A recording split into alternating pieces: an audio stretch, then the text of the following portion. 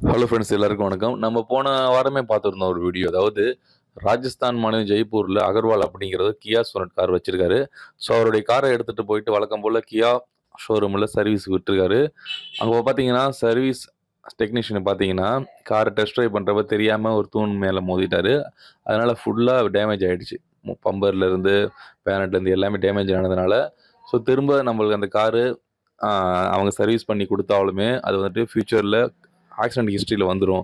அதனால எனக்கு வந்துட்டு புது கார் வேணும் அப்படிங்கிற போல அவர் பார்த்தீங்கன்னா, ஸோ போஸ்ட் போட்டிருந்தாரு. Facebook சரி, சோசியல் மீடியால.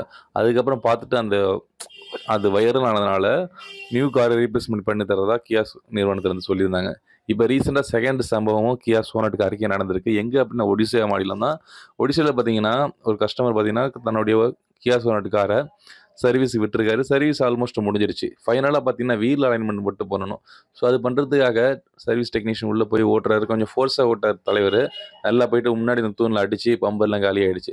அப்ப திரும்ப அத பார்த்துட்டு இருந்தவரு ஒரு யூடியூப் பக்கத்துல பதிவிட்டுருக்காரு. நிக்கில் வர்மா அப்படிங்கிறவரு.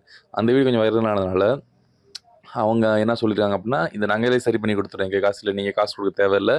அது மட்டும் இல்லாம உங்களுக்கு வாரண்டி இன்கிரீஸ் பண்ணி குடுத்துர்றோம். எக்ஸ்டெண்ட் பண்ணி குடுத்துர்றோம்னு" சொல்லியிருக்காங்க. ஒரு 7 நாள்லயே அந்த ரீப்ளேஸ்மென்ட் பம்பர் டேமேஜ் ஆச்சு. திரும்ப ரீப்ளேஸ் பண்ணி குடுத்துட்டாங்க. ஸோ இதே போன்ற சம்பவங்கள் கியா சோனட் காருக்கே நடந்துட்டுருக்கு. கியா நிறுவனங்களே பண்ணிட்டுருக்காங்க. அத பத்தின கருத்துக்கள கீழ கமெண்ட்ஸ்ல கமெண்ட் பண்ணுங்க. ஸோ நீங்களும் இதே போல ஃபேஸ் பண்ணியிருந்தீங்க அப்படின்னாலும் சொல்லுங்க. நெக்ஸ்ட் ஒரு வீடியோல பார்ப்போம். நன்றி மக்களே. பை.